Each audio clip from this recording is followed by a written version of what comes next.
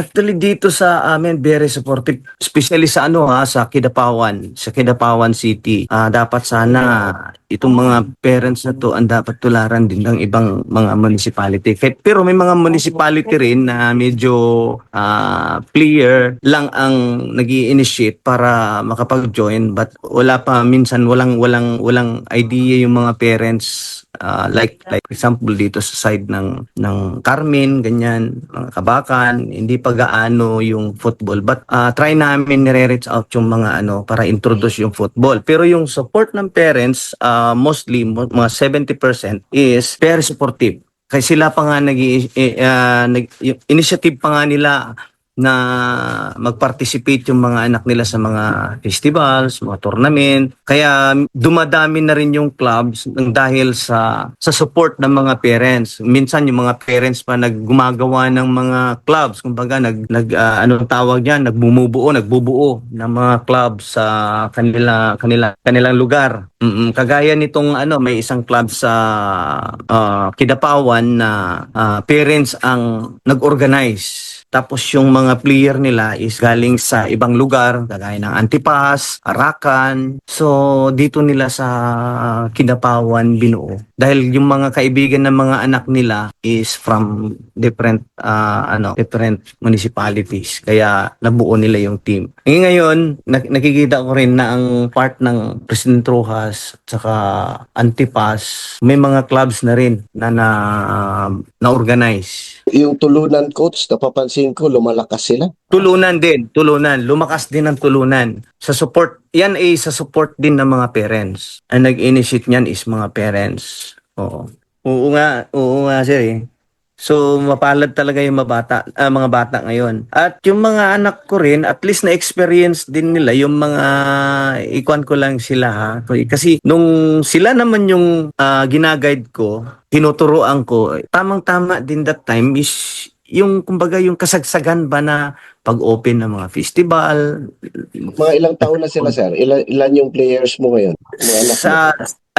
Si Carl at saka si Kurt. Si Ading Kurt. So that time, nung nag-start ako sa coaching, sila na yung elementary pa sila that time. So, na-open yung FOF, yung sa Football of Festival ng Philippine Football Federation. So, yun yung madalas namin pinupuntahan every year. And then, na-pattern na rin siguro ng mga clubs or ng mga sa LGU ba, yung style of kumbaga yung tournament ba na ginagawa ng PFF. So nag-o-organize. Ang madalas na nagpapa-tournament that time, sir, is yung Davao. Sila yung unang kumbaga FA na laging nagkakaroon ng festival. Sila yung pondo. Davao. Halos Sila twice. Yung pondo, sir. Oo, sila. Sila yung So lagi kong dinadala yung mga bata ko doon, sali, join sa festival. At malaking tulong talaga sa development ng bata yung laging kumbaga exposed sa tournament. So yun yung nakita ko, kaya medyo ngayon kung titignan ko yung laro nila, malayo na sa sa kumbaga nung kapanahunan ko, yung skills nila. Kumbaga tayo noon kahit yung basic mahirap pa, yung sa kanila ngayon parang medyo easy na. Dahil sa mga YouTube, tapos may guide pa ng coach. Mga coaches, mga nakapag-aral talaga. Oo, nakapag-aral din talaga yung mga coaches. So, maganda yung development nila. At least na si Carl, na-experience din niya na naging member siya ng U15 national kaso nga lang hindi pinalad that time dahil doon sa passport. Medyo late na kami nakapag-process ng passport. Saan nag-aaral ang anak niyo ngayon, coach? Si Carl graduate na ng college. Okay. Tapos si Ading naman sa PCU, scholar siya sa PCU ngayon sa Manila, Dasmariñas, Philippine Christian University. Ano yung mga na-achieve ng mga anak mo? Kasi sila yung mga first na mga masabi natin na mga estudyante mo talaga ng mga players. Ano yung mga na-achieve ng dalawa mong anak?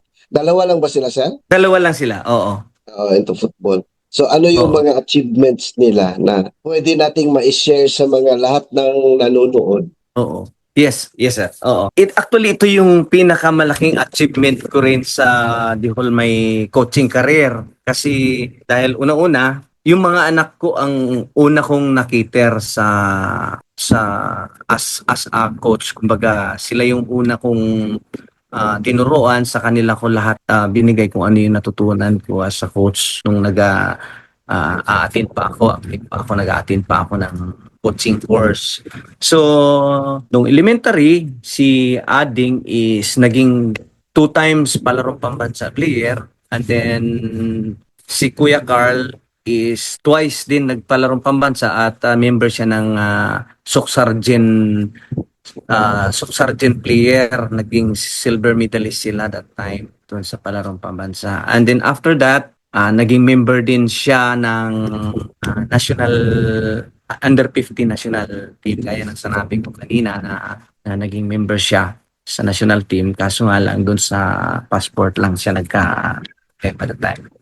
And then, yun, yung mga achievement pa previously sa mga local tournament saka sa national tournament, yung Alaska Cup, aside doon sa NUPA, Alaska Cup, na nakasungkit din ng first place. Actually, ang kalaban namin that time for finals is yung Makati Football Club. And then, meron din akong naging player na naging member din ng national team. Ito si Yuri Dalapo, sa amin din nanggaling, sa akin din nanggaling yan sa elementary, nung elementary pa siya sa Notre Dame. So hawak mo siya, coach, elementary pa. Elementary, oo. Mm. Yung foundation doon na buo yung kanyang talent, medyo lumakas. Pero ang dami niyang na ano Anong din, name niya, coach? Pakiulit mo yung name ng player mo. Yoriel Dalao. Yuriel Dala.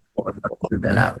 Sino mga kasabay nito sa Ascals? Itong bago lang, recently sila supposed to be na, itong bago lang. Okay. Okay. Itong bago lang. Under 22 na team Yung na naglaro national. ng ASEAN? Yes. Sila ba? Yan kasamahan niya. Yan yung Okay. mga kasamahan. Mga kasamahan din ni Ading yan. Mm-mm. Sila Jared Peña, yan sila mga kasamahan din. Kasamahan niya yan. Oo. Then meron din akong dalawang player na pinadala sa PCO at siya na ngayon yung kumbaga laging nasa gitna, naging referee sa mga YFL, sa mga PFL, itong si Mike Basinang. Nanggaling din ng Kidapawan City yan. Okay. Very good. Oo, at parang ano siya, aakyat na ata siya for AFC, sa AFC referee. Sa ngayon nasa Malaysia ata siya for yung seminar referee course, at nagre-referee na rin sa AFC, kung hindi ako nagkakamali. Very good, no? So yun yung Ah, kumbaga para sa akin, achievement ko na nakikita ko yung mga player ko na umakyat sa larangan ng football. oo. Nakakapag-contribute siya sa football community. So, Yun malaking achievement. so siguro pagdating ng panahon may darating pa na ibang players yan na lalabas Yes. pa rin talaga. Hopefully sir.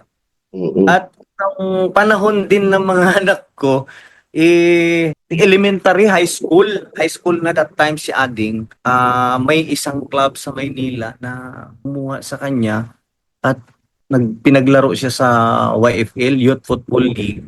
Sa kabutihang kwan naman is nakasungkit siya ng back-to-back championship at nasungkit pa niya yung back-to-back MVP.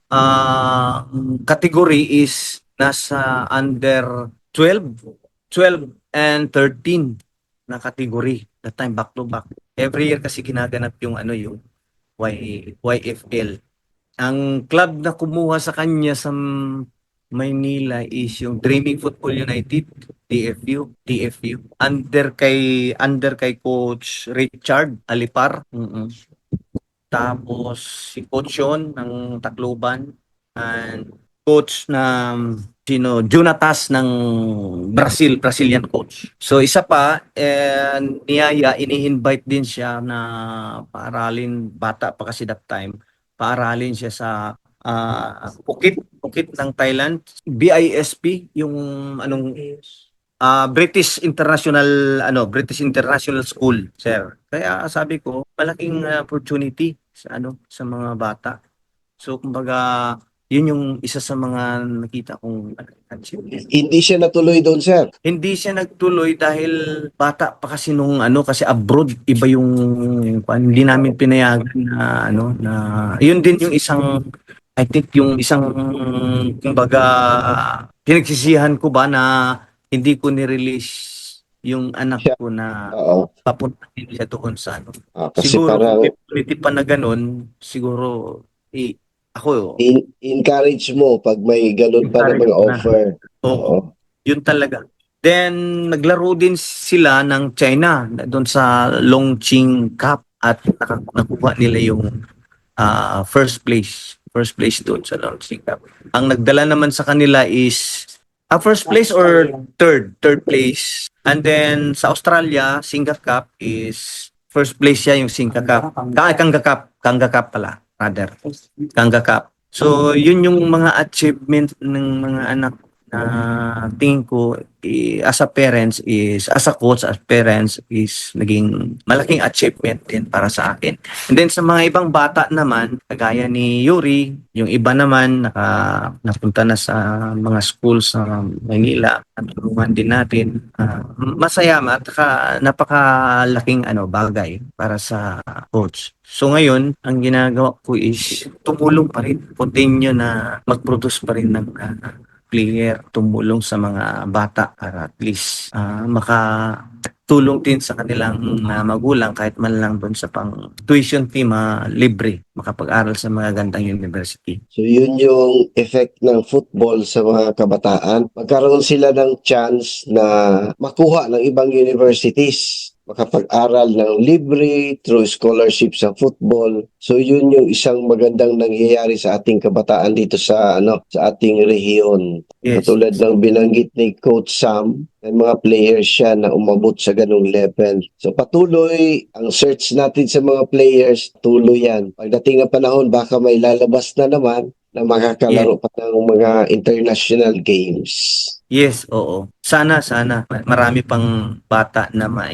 matulungan natin. Okay, malayo na yung naabot ng football sa Kidapawan, sa North Cotabato, sa province ng North Cotabato. So ano ang message mo sa lahat ng mga players, coach? Yes, actually ang masasabi ko sa kanila is unang-una, pag-aaral. Of course, number 1 'yan. Huwag pabayaan yung pag-aaral. Then sa football naman, pinaka number 1 is disiplina. Hindi sila maging magaling na football player kapag hinahaluan ng hindi naman magandang gawain, hindi tamang pagkain, hindi tamang mga bisyo. Alam mo naman ngayon, coach, yung gadget. Mahalin nila kung ano yung gusto nilang laro, kagaya ng football. Kailangan practice talaga. Kasi kahit sabihin mo gusto mo maglaro pero hindi ka naman practice, mag-prepare talaga. Kasi sa ngayon, importante yung preparation dahil every week na ngayon yung tournament. Okay. Thank you, Coach Sam, na pinaunlakan nyo kami sa ganitong interview. At least makita ng buong Pilipinas na buhay ang football sa Soc-Sargent, particularly sa North Cotabato. Kasi sa ating region, marami tayong tournaments halos every month na. Yes, halos every week na sir halos every week na talaga. Oo, buong Mindanao, mayroon pang Visayas and Luzon. Mayroon pa nga international invitations na. Oo. Oo. Dinig ko So, ang yung FC Pulong-Bulok, pumunta ng Bangkok, Thailand nakaraan. Si Coach John Pusok din, ang KCFC, pumunta doon. So, maraming salamat sa time, Coach. Sa sunod, imbitahin pa rin kita dito sa football sa Soc-Sargent para sa ganitong interview. So, thank you, Coach. Maraming salamat. Sige sir, salamat. Maraming salamat sa pag-invite din.